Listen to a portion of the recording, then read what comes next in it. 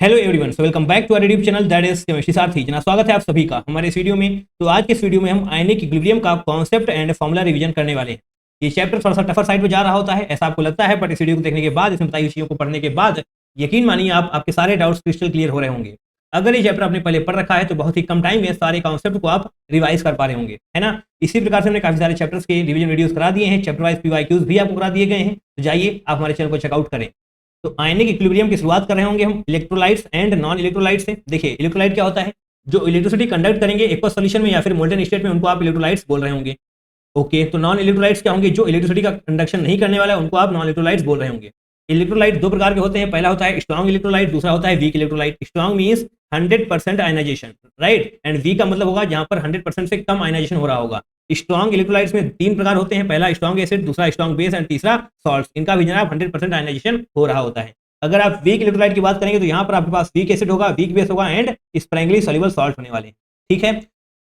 And now acids and bases, RNS concept क्या बोलता है, in aqueous solution, aqueous solution में आपका एसिड H+ दे रहा होगा एंड बेस आपका OH नेगेटिव दे रहा होगा। बट खास बात यह है कि H+ में एग्जिस्ट नहीं करता। तो कैसे एग्जिस्ट करता है, H+ H2O के साथ रिएक्शन करके H3O पॉजिटिव बना लेता है एंड हाइड्रोनियम आयन में एग्जिस्ट कर रहा होता है। H+ के फॉर्म में एग्जिस्ट नहीं करता है, H3O पॉजिटिव के फॉर्म में एग्जिस्ट करता है ना। अब देखते हैं ब्रॉन्स्टेड लॉरी कॉन्सेप्ट, इसमें क्या है। इसमें जनाब बोला जाता है कि जो आपका एसिड है ना, आपका एसिड H+ डोनर होता है, यानी कि H+ को डोनेट कर रहा होगा, एंड जो आपका बेस होगा वो H+ एक्सेप्टर होता है, यानी कि H+ को एक्सेप्ट कर रहा होगा। ब्रॉन्स्टेड लॉरी कॉन्सेप्ट H+ के अराउंड घूम रहा होता है, acid H+ donor, base H+ acceptor, ठीक है। यही तो यहाँ पर लिखा गया है, एसिड जो आपका है H+ को डोनेट कर रहा होगा, यानी कि -H+ हो रहा होगा, तो क्या बनेगा, कंजुगेट बेस, और बेस से जब आप OH नेगेटिव रिमूव कर रहे होंगे तो आपको कंजुगेट एसिड मिल रहा होगा, ठीक है। स्ट्रॉन्ग बेसिड यानी कि weak conjugate base, and weak acid यानी कि strong conjugate base, weak base यानी कि strong conjugate acid, and strong base means weak conjugate acid. यहां पर अगर स्ट्रॉन्ग है तो यहां पर वीक आएगा, यहां पर एसिड है तो यहां पर कंजुगेट बेस आएगा, यहां पर अगर बेस है तो यहां पर कंजुगेट एसिड आ रहा होगा, ठीक है। अब यहां पर देखते हैं, aqueous solution is not needed for this concept. हाँ, ब्रॉन्स्टेड लॉरी कॉन्सेप्ट के लिए आपको एक्वस सॉल्यूशन की नीड नहीं है, एक्वस सॉल्यूशन की नीड आपको यहां पर पड़ती है एरेनेस कॉन्सेप्ट के लिए। अब बात करते हैं लुईस कॉन्सेप्ट की, इसमें क्या होता है, ये आपका इलेक्ट्रॉनिक कॉन्सेप्ट है, ये इलेक्ट्रॉन से फोकस कर रहा होता है। आपके जो एसिड्स होते हैं वो इलेक्ट्रॉन पेयर को एक्सेप्ट कर रहे होते हैं, यानी कि इलेक्ट्रॉन पेयर एक्सेप्टर होते हैं, बट जो बेस होता है वो इलेक्ट्रॉन पेयर को डोनेट कर रहा होगा। दोनों नहीं, डोनेट हो यहाँ पर, है ना। इलेक्ट्रॉन पेयर को डोनेट करने वाले को आप बोल रहे होंगे बेस, जो एक्सेप्ट करेगा उसको आप एसिड बोल रहे होंगे। लुईस एसिड का मतलब क्या है, octet is not completed. Octet अगर कंप्लीट नहीं है दैट मींस उधर पॉजिटिव चार्ज होगा, अरे हाँ है ना, पॉजिटिव चार्ज होगा, दैट मींस वो इलेक्ट्रॉन को लेना चाहता है, यानी कि इलेक्ट्रॉन पेयर एक्सेप्टर की तरह भी है वो कर रहा होगा। इसके जस्ट अपोजिट आप लुईस बेस को समझ सकते हैं। लुईस बेस यानी कि इसके पास नेगेटिव चार्ज होगा, इस पर आपको नेगेटिव चार्ज दिखाई पड़ रहा होगा, या फिर आपके पास एटलीस्ट 1 लोन पेयर होगा, यानी कि इलेक्ट्रॉन्स इसके पास ज्यादा होने वाले हैं, तो इलेक्ट्रॉन को डोनेट करना चाह रहा होगा लुईस बेस, है ना। आगे बढ़ते हैं, आयनिक प्रोडक्ट ऑफ वाटर क्या होता है, H2O H3O positive plus OH negative, इस प्रकार से अलग हो रहा होगा। देन KW, इसी को आप बोलते हैं आयनिक प्रोडक्ट ऑफ वाटर। हाँ, रट लेना है इसको, KW is equal to H3O positive concentration and OH negative concentration. ये क्या है, H+ की कंसंट्रेशन है जनाब, ये है ना। At 25 degree centigrade, 25 degree centigrade एक स्टैंडर्ड टेम्परेचर है। यहाँ पर आपकी KW की वैल्यू 10⁻⁻14 होती है, यानी कि आयनिक प्रोडक्ट ऑफ वाटर 10⁻⁻14 होता है एट 25 डिग्री सेंटीग्रेड, ठीक है। एंड अगर आपसे कुछ भी ना बताया जाए, आपसे सिर्फ इतना बोला जाए कि आयनिक प्रोडक्ट ऑफ वाटर क्या होता है, तो आप यही लिखेंगे, आप स्टैंडर्ड कंडीशंस को मानते हुए चलेंगे, ठीक है। प्योर वाटर की अगर आप बात करें होंगे तो प्योर वाटर में H3O पॉजिटिव की कंसंट्रेशन OH नेगेटिव की कंसंट्रेशन बराबर होती है, वो कितनी होती है, 10⁻⁻7। अगर आप 10⁻⁻7 यहाँ पर रखेंगे, 10⁻⁻7 यहाँ रखेंगे, तो आपको 10⁻⁻14 नजर आ रहा होगा। H3O पॉजिटिव कंसंट्रेशन है ना, तो यहाँ पर आप 10⁻⁻7 रखें, और ये जो है H3O यहाँ 10⁻�7 है ना, ऐसे। और ये जो OH नेगेटिव कंसंट्रेशन है, इसके लिए भी आप 10⁻⁷ रखें, जब आप इसको मल्टीप्लाई करेंगे तो ये जुड़ जाएंगे ना, तो 10⁻⁻14 आपको नजर आ रहा होगा, यही है आपकी KW की वैल्यू, यानी कि ionic product of water at 25 degree centigrade. Okay, acid का मतलब है कि H+ की कंसंट्रेशन ज्यादा होगी, H+ यानी कि H3O पॉजिटिव की कंसंट्रेशन ज्यादा होने वाली है in comparison to OH negative. Base का मतलब है जहां पर OH नेगेटिव कंसंट्रेशन डोमिनेट कर रही होगी, यानी कि H+ that is H3O positive की कंसंट्रेशन कम होगी। एट 90 डिग्री सेंटीग्रेड, हाँ टेम्परेचर बदला जा चुका है। अगर टेम्परेचर बदला जा चुका है तो आपका आयनिक प्रोडक्ट ऑफ वाटर भी बदल रहा होगा, and at 90 degree centigrade, 90 degree centigrade पर आपका जो KW होता है वो 10⁻⁻12 होता है, यानी कि आयनिक प्रोडक्ट ऑफ वाटर 10⁻⁻12 हो रहा होगा एट 90 डिग्री सेंटीग्रेड। अगर आप टेम्परेचर बढ़ाने वाले हैं, टेम्परेचर बढ़ाएंगे तो आपकी KW की वैल्यू भी बढ़ती हुई नजर आ रही होगी। 25 था, 25 से 90 कर दिया है आपने, यानी कि टेम्परेचर आपने बढ़ाया है 10⁻⁻14 से, जनाब कितना आ चुका है 10⁻⁻12, तो बताइए बढ़ा है ना, बिल्कुल बढ़ा है, क्योंकि पावर नेगेटिव में है, इसका मतलब 10⁻⁻14 छोटा है, 10⁻⁻12 बड़ा है, इसका मतलब KW की वैल्यू बढ़ रही होगी जैसे जैसे आप टेम्परेचर को इंक्रीज करने वाले हैं। बोलिए हाँ है ना। अब बात करते हैं पीएच स्केल। पीएच स्केल क्या होता है? ये होती है आपकी पीएच स्केल, है ना। और यहाँ पर 6 नहीं होगा यार, यहाँ पर 7 होगा ना, है ना। इसमें कंफ्यूज बिल्कुल ना हो, यहाँ पर आपका 7 होने वाला है। 7 का मतलब न्यूट्रल होता है, ठीक है। पीडीएफ में भी आपको 6 ही लिखा मिल रहा होगा, तो आप उसको सही कर सकते हैं। हालांकि सारी बातें आप समझ भी सकते हैं। पीएच स्केल देखिए, H प्लस की कंसंट्रेशन का अगर आप माइनस लॉग ले लेंगे तो वही होता है पीएच, यानी कि pH is equal to minus log of H plus concentration होने वाला है। अगर आप OH नेगेटिव की कंसंट्रेशन का माइनस लॉग ले लेंगे तो आपको POH की वैल्यू निकलती हुई नजर आ रही होगी। अगर आप KW that is ionic product of water का माइनस लॉग ले लेंगे तो आपको PKW की वैल्यू नजर आ रही होगी। ये फॉर्मूले बहुत इंपॉर्टेंट हैं, आपको इसका यूज करना पड़ेगा जब भी आप न्यूमेरिकल सॉल्व कर रहे होंगे।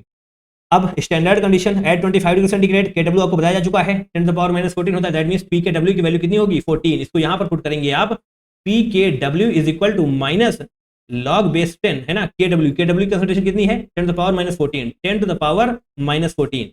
आपने ये प्रॉपर्टी पढ़ी होगी लॉग में, इसको अगर आप आगे लेकर आएंगे, इसको अगर आप आगे लेकर आएंगे, -14 आगे आएगा ना, तो -14 आगे माइनस प्लस हो जाएगा, तो +14 लॉग 10 आने वाला है। एंड लॉग 10 की वैल्यू कितनी होती है? 1। That means PKB is equal to 14 हो रहा होगा। PKB नहीं, PKW होगा यार, हम PKB क्यों बार बार बोल रहे हैं? PKW होगा, है ना। KW से PKW, ओके। तो PKW की वैल्यू आपको निकल कर आने वाली है 14 at 25 degree centigrade. KW H3O positive concentration into OH negative concentration, है ना। तो PKW is equal to PH plus POH, यही होता है। That means PH plus POH की वैल्यू यहाँ पर 14 हो रही होगी, तब जाकर के आपने इस pH स्केल को बनाया था इस प्रकार से। अगर एसिडिक है दैट मींस pH की वैल्यू बहुत ही कम होने वाली है, 1 होगी, 2 होगी, 1.5 होगी। अगर आपका बेसिक है तो फिर उसकी वैल्यू बहुत ज्यादा होने वाली है, यानी कि 13 14 के तरफ जा रही होगी, है ना। यहाँ पर मतलब बेसिक कैरेक्टर, यहाँ पर मतलब एसिडिक कैरेक्टर डोमिनेट कर रहा होगा। अच्छा, अब बात करते हैं एट 90 डिग्री सेंटीग्रेड। इसमें क्या है? एट 90 डिग्री सेंटीग्रेड, आपको अभी थोड़ी देर पहले मैंने बताया 90 डिग्री सेंटीग्रेड पर आपका KW की वैल्यू 10 टू द पावर -12 हो रही होगी। दैट मींस PKW की वैल्यू अब यहाँ पर 12 होगी, ना कि 14। यही यहाँ पर लिखा भी हुआ है।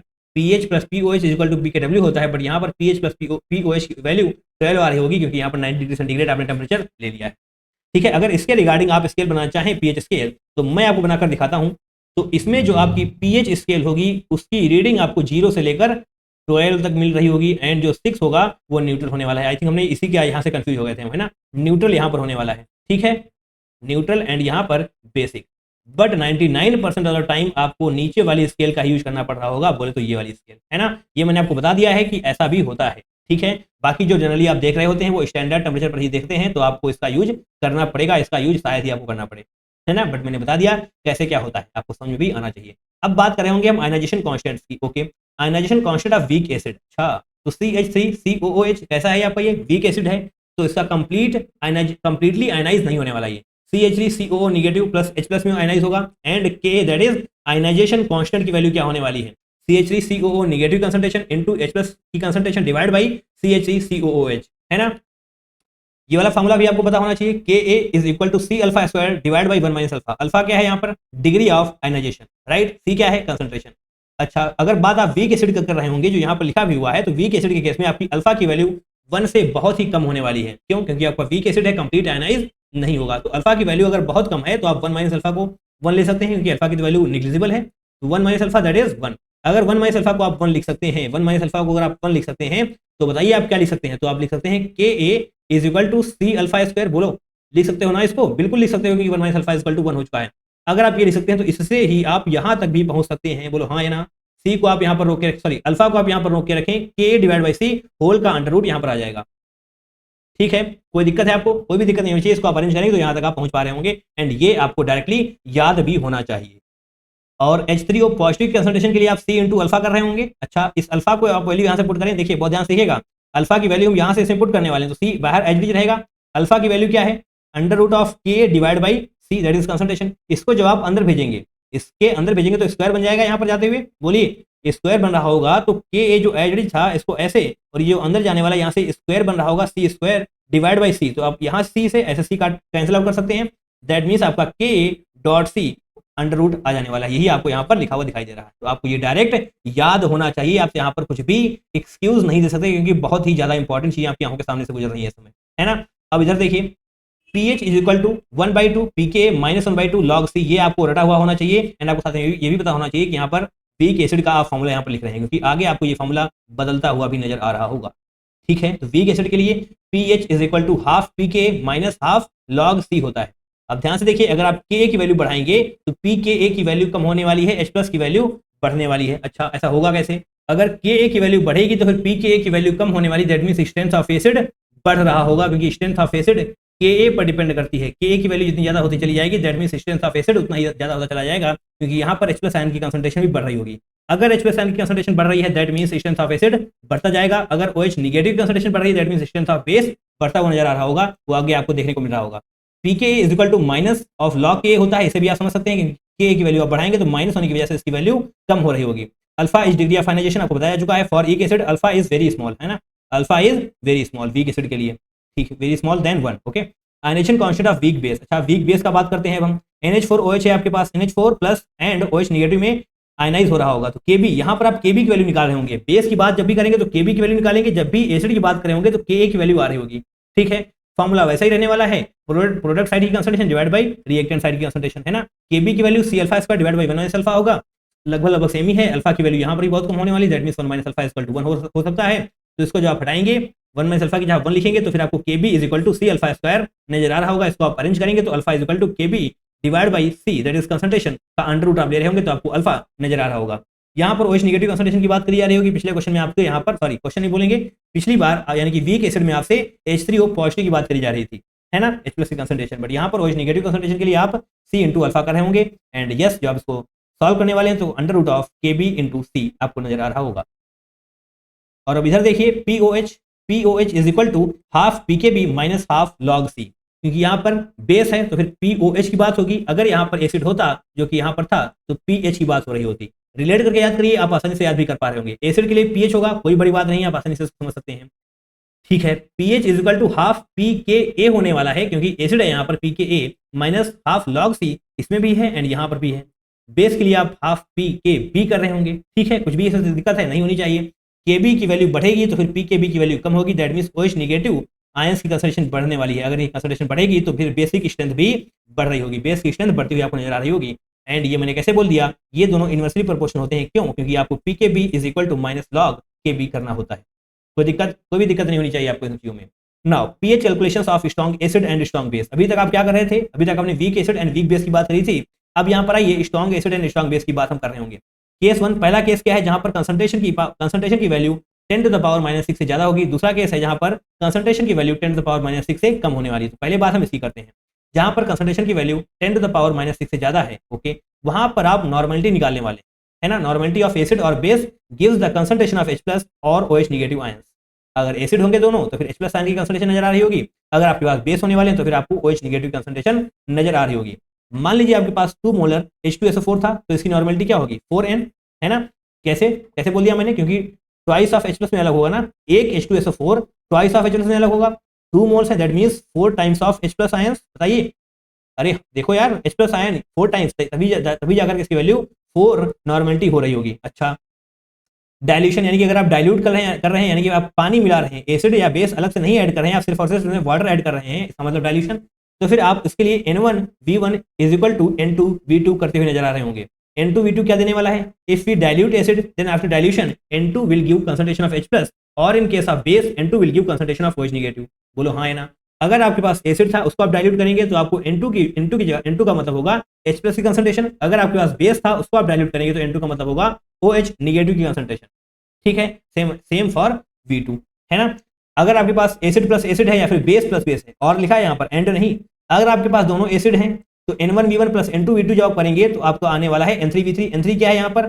एसिड। अगर आपके पास एसिड था तो फिर N3 का मतलब हो जाएगा एसिड, जो मतलब जो एसिड मिलाने के बाद जो नया बना है ना, उसका नॉर्मलिटी, है ना। अगर आपके पास बेस था तो उसका मतलब N3 का मतलब जो नया बेस बनने वाला है, दोनों बेसेस को मिक्स करने के बाद उसकी नॉर्मलिटी, ठीक है। N1V1 plus N2V2 is equal to N3V3 आप कर रहे होंगे। अगर आपने एसिड प्लस बेस मिला दिया, एसिड था उसमें आपने बेस मिला दिया, तो फिर N1V1 minus N2V2 is equal to N3V3 हो रहा होगा। ध्यान देने योग्य बात यह है कि यहाँ पर माइनस है क्योंकि आपने एसिड और बेस मिलाया हुआ है। जिसकी भी N इंटू V की वैल्यू ज्यादा होगी, अगर एसिड की ज्यादा होगी तो फिर आपको N3 एसिडिक मिल रहा होगा। अच्छा, यहाँ पर लिखा भी हुआ है if N into V is greater for acid then N3 will give concentration of H+। अगर N इंटू V की वैल्यू बेस के लिए ज्यादा होगी तो फिर N3 आपको कंसंट्रेशन ऑफ OH नेगेटिव दे रहा होगा, ठीक है। कोई दिक्कत इसमें नहीं होनी चाहिए। ये सारे फॉर्मूले आप एक बार पढ़ेंगे, आप निश्चित तौर पे समझ पा रहे होंगे। अब बात करेंगे हम केस 2, जहां पर कंसंट्रेशन की value 10 to the power minus 6 से कम है। अच्छा कितनी है, देखिए H3O पॉजिटिव यानी कि H+ की कंसंट्रेशन अगर 10 to the power -7, 10 to the power -8, -9 and so on, अगर ऐसा कुछ है तो आपको पीएच की वैल्यू अप्रॉक्स 6.9 नजर आ रही होगी, यानी कि बहुत ही साथ से मतलब थोड़ी सी कम, बहुत ही हल्की सी कम, क्योंकि यहाँ पर H+ आयन की कंसंट्रेशन है, तो दैट मींस एसिड की तरफ आप जा रहे होंगे।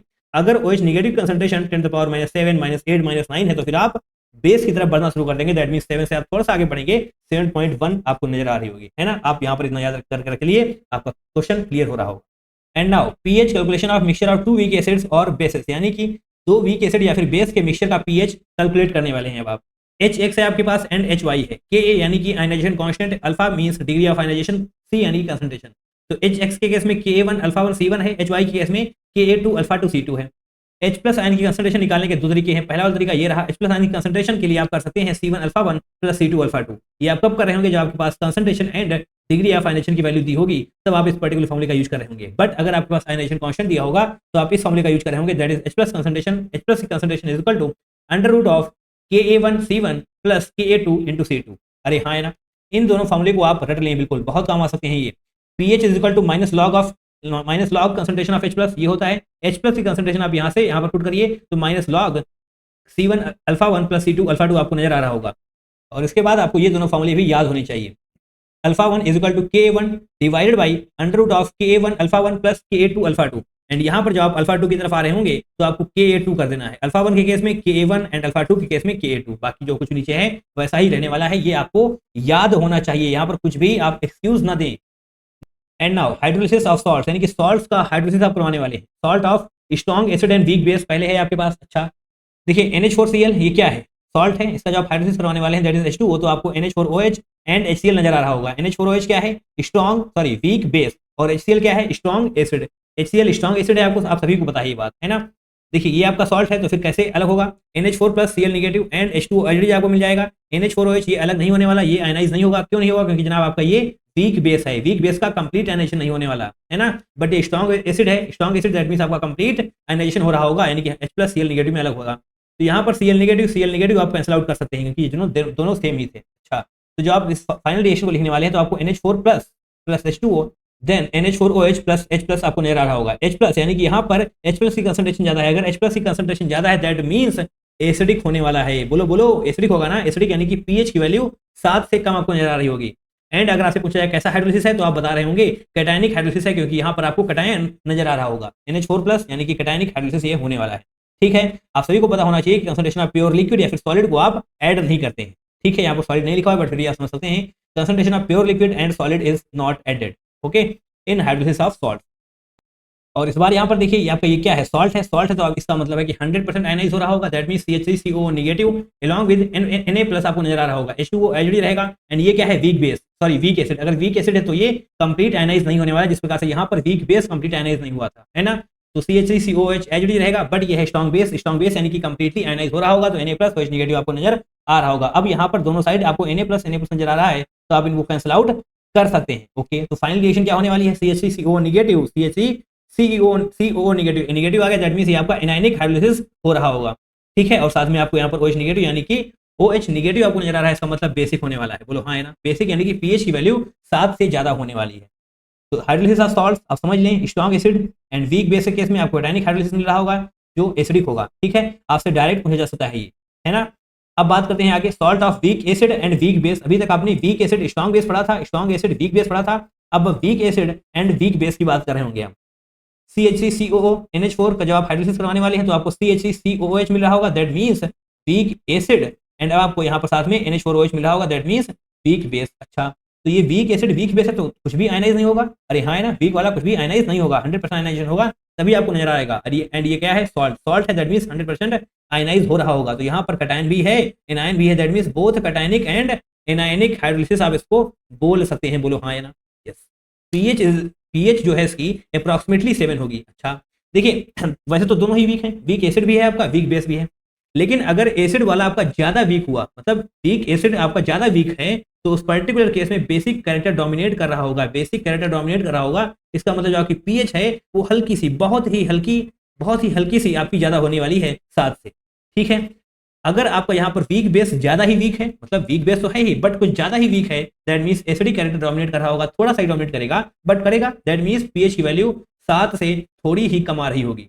अरे रहेगी 7 के आसपास ही, ये मत समझ लेना कि 2 3 4 आ जाएगी, नहीं 7 से थोड़ी ही से कम आएगी, बट हाँ वहां पर एसिडिक कैरेक्टर डोमिनेट करता हुआ आपको नजर आ रहा होगा अगर आपका बेस ज्यादा ही वीक है।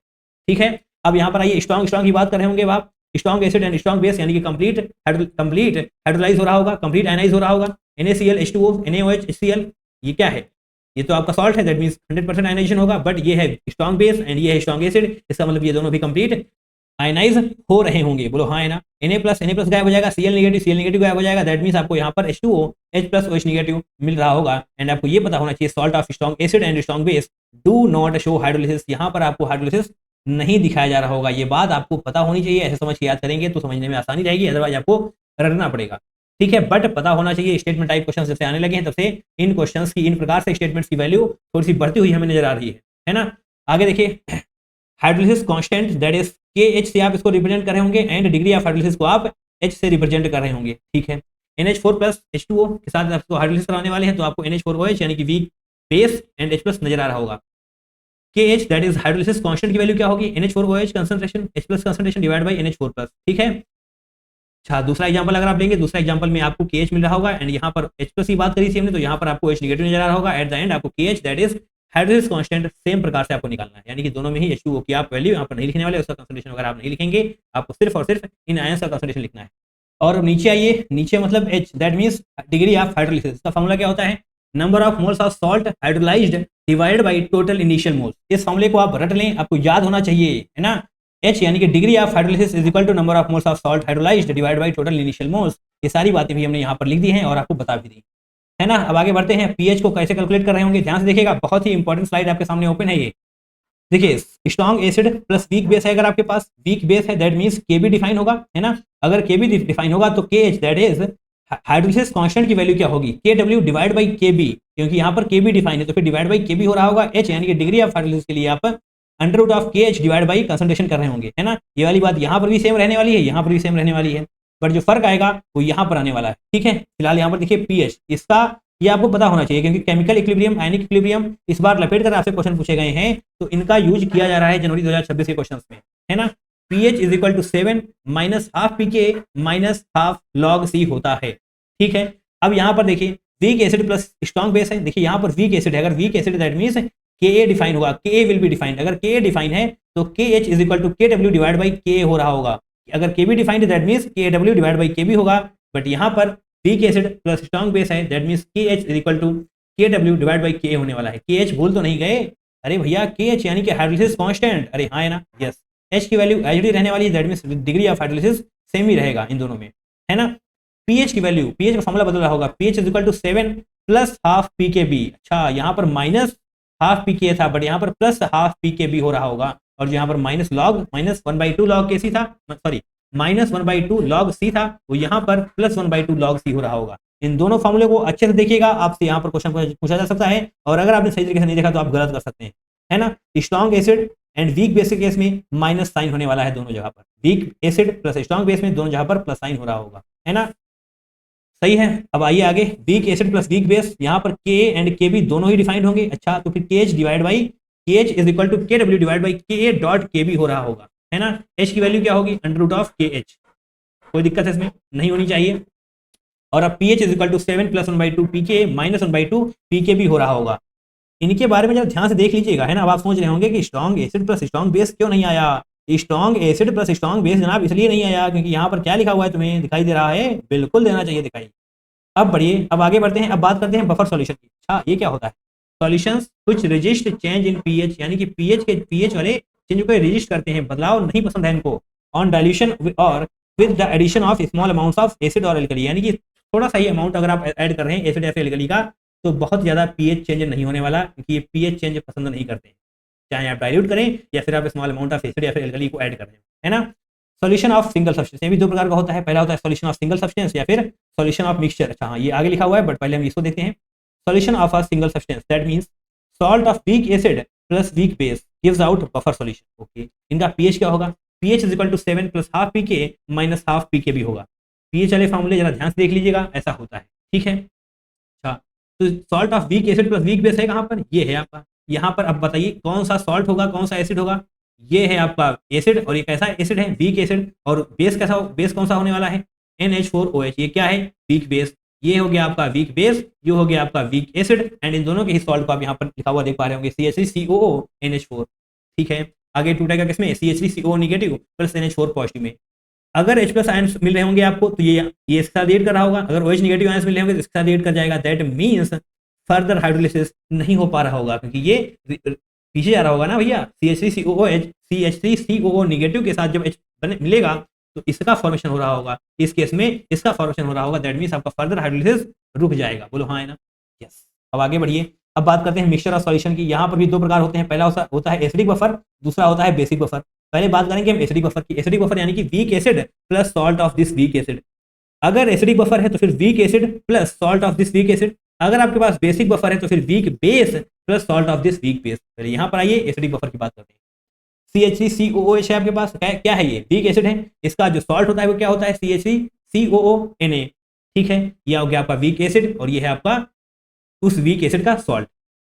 या फिर दूसरा एग्जांपल ये हो सकता है H2CO3 along प्लस NaHCO3। ये है आपका वीक एसिड का सॉल्ट, वीक एसिड एंड ये वीक एसिड का salt. Number of buffer solution is equal to basicity. जितनी बेसिसिटी होने वाली है उतना ही आपका नंबर होने वाला है बफर सॉल्यूशन का। ओके, फॉर्मूला ये होता है pH is equal to pKa plus log base 10। ऊपर होगा कंजुगेट बेस का concentration divide by weak acid concentration. अच्छा, ये फॉर्मूला होता है, इसको आप इसके थ्रू समझने का प्रयास करिए। pH is equal to pKa plus log base 10 and जो आपका कंजुगेट बेस होने वाला है वो कंजुगेट बेस क्या होगा, जब आप वीक एसिड से, कोई भी एसिड से, वीक एसिड ही नहीं, जब आप एसिड से H+ बाहर निकालते हैं तो जो बचता है उसी को आप बोल रहे होते हैं कंजुगेट बेस। तो इस वीक एसिड से जब आप H+ बाहर निकालेंगे तो CH3COO नेगेटिव बचेगा एंड वही होता है आपका कंजुगेट बेस। ठीक है, डिवाइड बाई आपका वीक एसिड हो जाएगा, है ना। अब बात करते हैं बेसिक बफर की। बेसिक बफर यानी कि weak base plus salt of this weak base. ठीक है, ये हो जाएगा आपका एग्जांपल NH4OH प्लस NH4Cl। ये क्या है NH4OH, वीक बेस, आपको थोड़ी देर पहले ही मैंने बताया है ना। और NH4Cl क्या है, वीक बेस का सॉल्ट है। ठीक है, यहाँ पर pH था तो अब यहाँ पर POH हो रहा होगा क्योंकि यहाँ पर बेसिक कैरेक्टर है। POH is equal to PKB plus log base 10 और ऊपर क्या हो जाएगा conjugate acid divide by weak base. देखिए, कोई भी आपका वीक बेस है, इससे अगर आप OH नेगेटिव को बाहर करेंगे, OH नेगेटिव को बाहर करने के बाद जो भी पीछे बचेगा उसी को आप बोल रहे होते हैं कंजुगेट एसिड। यानी कि देखिए NH4OH से जब आप OH नेगेटिव बाहर करेंगे तो NH4 प्लस आपको मिल रहा होगा, NH4 प्लस मिल रहा होगा एंड यही होता है आपका conjugate base, conjugate acid divide by weak base. ठीक है, कोई दिक्कत है, आपको ध्यान ये रखना है कि एसिडिक बफर में आपके पास pK होगा, बेसिक बफर में आपके पास pKb होगा। एसिडिक बफर में आपको pH निकालना होगा एंड बेसिक बफर में आपको POH निकालना होगा। देखिए, ऐसा नहीं है कि आपसे बेसिक बफर में pH पूछा नहीं जा सकता, पूछा जा सकता है, बट पहले आप POH निकालेंगे। POH निकालने के बाद आप इस फॉर्मूले का यूज करेंगे तो डेफिनेटली आपको pH की वैल्यू नजर आ रही होगी। आपको पता होना चाहिए pH प्लस POH 14 होता है। ठीक है, कंडीशंस पर होता है, बट जब भी आपसे पूछा जाए तो आपको सिर्फ इतना बताना है कि स्टैंडर्ड कंडीशंस ऑटोमेटिकली एज्यूम्ड होती है ना, अगर आपको कुछ नहीं बताया जा रहा है तो।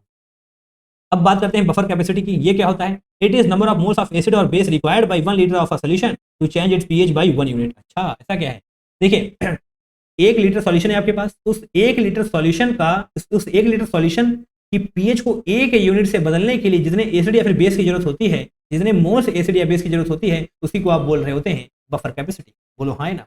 तो बफर कैपेसिटी का फॉर्मूला क्या हो जाएगा, buffer capacity is equal to number of moles of A और B यानी कि एसिड और base added in solution divide by change in pH। अगर आपके ज्यादा मोल्स लग रहे हैं एसिड या बेस के, तो इसका मतलब बफर कैपेसिटी ज्यादा है। अगर आपके मोल्स कम लग रहे हैं, उस पर्टिकुलर कहां पर लिखा हुआ है pH बाय 1 यूनिट, यानी कि 1 यूनिट pH को चेंज करने के लिए, दैट मींस आपकी बफर कैपेसिटी कम है। ठीक है, divide by change in pH। आप इस फॉर्मूले को पढ़ रखें, याद कर रखें, बट समझ में आपको आना चाहिए, है ना। अब बात करेंगे बफर रेंज की। देखिए रेंज मतलब यहाँ एक पॉइंट से लेकर दूसरे पॉइंट तक रेंज होती है। एग्जैक्ट कोई पॉइंट नहीं होता है बफर का, एक रेंज होती है, उसी को बोलते हैं buffer range. Any solution can act as buffer solution up to 2 pH units, यानी कि 2 pH यूनिट्स तक ही कोई भी सॉल्यूशन आपको बफर रेंज में, कोई भी सॉल्यूशन आपको बफर सॉल्यूशन की तरह बिहेव कर रहा होगा। अच्छा, एसिडिक बफर होता है, एसिडिक बफर यानी कि pH रेंज, एसिडिक बफर के लिए pH रेंज होगी एंड बेसिक बफर के लिए आपकी pOH रेंज निकल करके आ रही होगी। उस pH रेंज को आप कैसे निकालेंगे, एसिडिक बफर के लिए pH range is equal to pK -1 से लेकर के pK +1 तक। अच्छा, अगर आपके पास एसिडिक में pKa है तो ऑब्वियस सी बात है बेसिक में आपके पास pKb होगा, है ना, यानी कि pKb -1 से लेकर के pKb +1 तक आपकी POH की रेंज होने वाली है ना। अब आगे बढ़िए, मैक्सिमम बफर एक्शन की बात कर रहे होंगे अब हम। ये क्या होता है, it is a state of a buffer solution when its capacity to resist a change in pH is maximum, यानी कि जहां पर मैक्सिमम इश्यू हो रहा होगा उसी को आप बोलते हैं maximum buffer action. Acidic buffer क्या होता है, वीक एसिड, जहां पर जहां पर वीक एसिड की कंसंट्रेशन कंजुगेट बेस के इक्वल हो जाए। आपका वीक एसिड क्या था, CHCCOOH, एंड इसका जो कंजुगेट बेस होगा वो क्या होगा, H+ निकालिए, एंड ये आपका हो जाएगा CHCCOO नेगेटिव, ये आपका हो जाएगा कंजुगेट बेस। इन दोनों की कंसंट्रेशन अगर इक्वल हो जाएगी तभी आप बोल रहे होंगे ये क्या है, एसिडिक बफर। ठीक है, अगर बेसिक बफर की बात कर रहे होंगे तो आपके पास वीक बेस होना चाहिए, जैसे कि NH4OH, ये हो जाएगा आपका वीक बेस, एंड यहाँ से आप OH नेगेटिव निकाल देंगे तो आपको क्या बचेगा, NH4 पॉजिटिव, एंड यही है आपका कंजुगेट एसिड। अगर इन दोनों की कंसंट्रेशन इक्वल हो जाएगी दैट मींस वो बेसिक बफर हो रहा होगा। ठीक है, बेसिक बफर के केस में POH will be equal to PKB, and in case of acidic buffer PH is equal to PKA, है ना, कोई दिक्कत नहीं होनी चाहिए। अब हम आगे बढ़ने वाले हैं, आइए। Solubility equilibria for sparingly soluble salt, sparingly soluble यानी कि थोड़ा बहुत, है ना, ज्यादा सॉल्युबल नहीं है। Okay, it is the state of equilibria between the undissolved part of salt and the ions formed in the solution, यानी कि कंप्लीट डिजॉल्व नहीं होने वाला। अरे हाँ, है ना, तभी तो स्प्रेंगली सॉल्युबल है। ओके, ये आपका AgCl क्या है, ये सॉल्ट है, यानी कि Ag+ एंड Cl नेगेटिव में अलग हो रहा होगा, एंड ये दोनों एक्वस होने वाले हैं। ठीक है, तो KSP that means solubility product, solubility product क्या होगा, concentration of Ag+ and concentration of Cl negative. ध्यान रखिएगा, यहाँ पर आप प्योर लिक्विड या फिर सॉलिड की कंसंट्रेशन को नहीं लेने वाले, यहाँ पर सिर्फ और सिर्फ आप एक्वस की कंसंट्रेशन ले रहे होंगे। ठीक है, KSP is equal to Ag+ की concentration and Cl negative concentration. Okay, AXBY देखिए किस प्रकार से आप तोड़ेंगे, AXBY, एंड ये समझने में दिक्कत है तो इधर आइए। CaF2 किस प्रकार से टूटेगा, Ca2+ plus twice of F negative, तो KSP की वैल्यू क्या होगी, Ca2+ एंड F नेगेटिव की पावर 2, क्योंकि यहाँ पर स्टोइचियोमेट्रिक कोएफिशिएंट 2 है, जो भी स्टोइचियोमेट्रिक कोएफिशिएंट होता है वो पावर में जा रहा होता है ना। AH2S3 and gives out twice of S3 negative plus 3S2 negative. KSP की वैल्यू क्या होने वाली है, AS3 पॉजिटिव स्क्वायर, क्योंकि यहाँ पर स्टोइचियोमेट्रिक कोएफिशिएंट 2 है, यहाँ पर 3 है, तो फिर ये पावर में जा रहा होगा। अच्छा, KSP का फॉर्मूला यहाँ पर लिखा नहीं है, बट यहाँ पर आपको देखिए मैं लिख देता हूँ, आपको ये पता होना चाहिए, है ना। आप भी लिख लीजिएगा, आपको PDF में हो सकता है ये फॉर्मूला लिखा हुआ ना दिखाई दे। आगे लिखा हुआ है क्या, हाँ लिखा तो है, कोई दिक्कत है नहीं, लिखा हुआ है तो आगे आइए, है ना, आगे आपको समझा देंगे कैसे क्या कुछ होने वाला है। Solubility equilibria of sparingly soluble salt, अच्छा रिलेशनशिप, ओहो ये वो शब्द है जो तुम्हारे दिक्कत है, relationship between KSP and solubility. अच्छा, KSP एंड सॉल्युबिलिटी के बीच में रिलेशनशिप कैसा है बताओ, तुम्हारा रिलेशनशिप कैसा है उससे मतलब नहीं है हमें, इसके बीच में रिलेशनशिप तुम्हें पता होना चाहिए।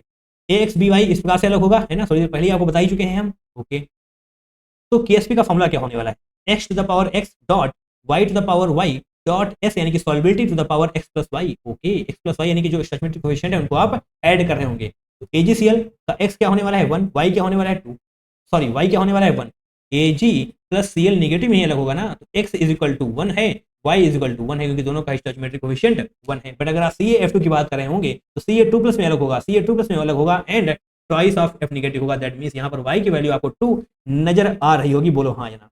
ठीक है, अरे स्टोइचियोमेट्रिक कोएफिशिएंट ना वही तो है xy, तो KSP की वैल्यू यहाँ पर s² आ रही होगी, दैट मींस सॉल्युबिलिटी, s का मतलब सॉल्युबिलिटी है, KSP की वैल्यू 4s³ आ रही होगी, क्योंकि आप यहाँ पर वैल्यूज पुट करिए इसके अकॉर्डिंग।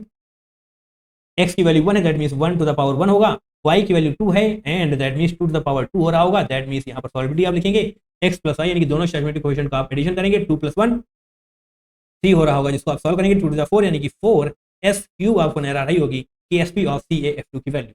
ठीक है, KSP ही तो है, हाँ ओके, कोई दिक्कत, आगे आइए।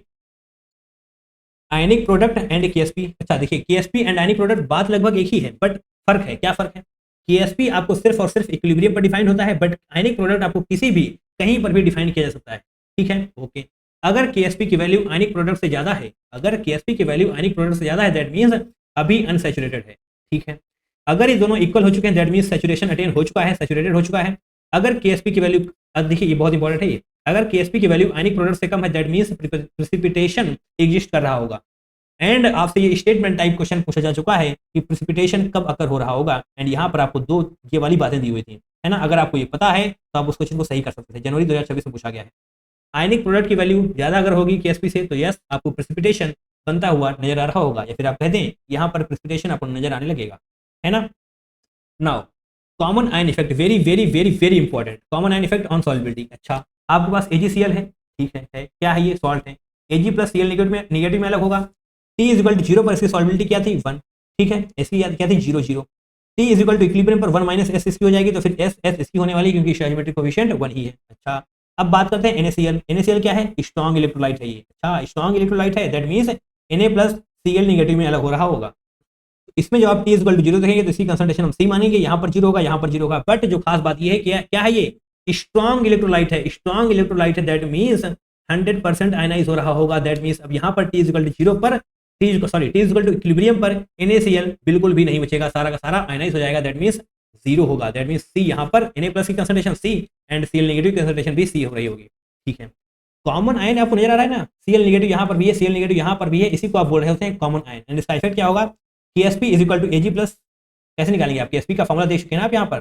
Ksp के लिए क्या कर रहे थे, Ag+ की कंसंट्रेशन इनटू Cl नेगेटिव की कंसंट्रेशन, बट यहाँ पर Cl नेगेटिव आपको बढ़ता हुआ नजर आ रहा है, क्योंकि जो आपने बाद में ये ऐड किया था ना NaCl, क्या है ये स्ट्रॉन्ग इलेक्ट्रोलाइट, 100% आयनाइज हो रहा है। दैट मीन्स यहाँ पर Cl नेगेटिव यानी कि C दैट मीन्स कंसंट्रेशन की वैल्यू ज्यादा होने वाली है इन कंपैरिजन टू सॉल्युबिलिटी। बोलो हाँ है ना। That means C is greater than S, तो फिर आप S+ C को लगभग C लिख सकते हैं, सॉल्युबिलिटी प्लस कंसंट्रेशन को आप लगभग कंसंट्रेशन लिख सकते हैं। एंड Ksp की वैल्यू आप यहाँ पर क्या लिखेंगे, Ag+ दैट इज S, अरे Ag+ S है ना, Cl नेगेटिव के लिए S और प्लस C भी आप कर रहे होंगे तो आपको S+ C निकल कर आने वाला है, एंड S+ C को आप C भी लिख सकते हैं। दैट मीन्स ये आपको नजर आ रहा होगा Ksp की वैल्यू। यहाँ पर कुछ बातें लिखी हुई है, ध्यान से देखिए। When we add NaCl to the solution, the concentration of Cl negative ions increases, obvious सी बात है, and equilibrium shifted to backward direction and solubility decreases। बिल्कुल ना, बिल्कुल कैसे बोल दिया मैंने, ये आपको ली चैडली प्रिंसिपल में पढ़ाया जा चुका है। कहाँ पर, केमिकल इक्विलिब्रियम में। केमिकल इक्विलिब्रियम में आपने पढ़ा था कि अगर concentration of Cl negative ions increase कर रहे हैं तो आपका इक्विलिब्रियम बैकवर्ड साइड शिफ्ट हो रहा होगा। दैट मींस सॉल्युबिलिटी डिक्रीज हो रही होगी, सॉल्युबिलिटी आपको कम होती हुई नजर आ रही होगी। तो मतलब जब भी कॉमन आयन होगा, कॉमन आयन इफेक्ट लगेगा तो आपको सॉल्युबिलिटी कम होती हुई नजर आ रही होगी। Concentration of common ion effect is always taken from strong electrolyte. क्यों ऐसा इसलिए क्योंकि यहाँ पर 100% आयनाइजेशन आपको नजर आ रहा होगा, है ना। और इसको लास्ट में देख लेते हैं, ये भी AgCl है आपके पास, AgBr है, दोनों ही सॉल्ट हैं, है ना। तो AgCl का Ksp1 है, इसका Ksp2 है, सॉल्युबिलिटी S1 है, सॉल्युबिलिटी H2 है। तो Ksp का रेशियो जो होने वाला है वो सॉल्युबिलिटी के रेशियो के बिल्कुल इक्वल होने वाला है। ठीक है, Ksp1 divide by Ksp2 would be equal to S1 divide by H2। बोलिए हाँ है ना। एंड इसी के साथ आपने आयनिक इक्विलिब्रियम कंप्लीटली रिवाइज कर लिया है। एंड आई होप मैंने आपके सारे डाउट्स को क्रिस्टल क्लियर किया होगा। जितने भी कॉन्सेप्ट आपने पढ़े थे, सारे के सारे कॉन्सेप्ट आपको रिकॉल होते हुए नजर आ रहे होंगे। ये PDF आपको हमारे टेलीग्राम चैनल पर शेयर कर दी जाएगी, तो वहां से जाकर के आप इन सारे फॉर्मूले को रिवाइज कर लें। जो समझ में नहीं आ रहा उसको याद करने का प्रयास करें, इंपॉर्टेंट है इसलिए बता जा रहे हैं आप, है ना। चलिए, wish you all the very best for your upcoming examination. जो भी आपका एग्जामिनेशन आगे आने वाला है उसके लिए आप सभी को wish you all the very very best, है ना। एंड चैप्टर वाइज PYQs की प्रैक्टिस करनी है, क्योंकि रिवीजन वीडियोस देखने हैं तो आप हमारे चैनल को सब्सक्राइब कर लीजिए, आपको ऐसा क्वालिटी कंटेंट मिलता रहेगा। देखिए, सिर्फ और सिर्फ ये रिवीजन वीडियो देखने से काम चलेगा नहीं आपका, है ना। आपको PYQs की प्रैक्टिस करनी पड़ेगी, तभी जाकर आपको कॉन्फिडेंस आ रहा हो, है ना। तो PYQs की प्रैक्टिस करिए, आप डेफिनेटली बहुत ज़्यादा इंप्रूव करने वाले। चलिए, मिलेंगे दूसरे वीडियो में किसी और PYQ वीडियो के साथ या फिर किसी और रिवीजन वीडियो के साथ। तब तक के लिए अपना ध्यान रखिए। Till then take care, tata bye bye and I love you all.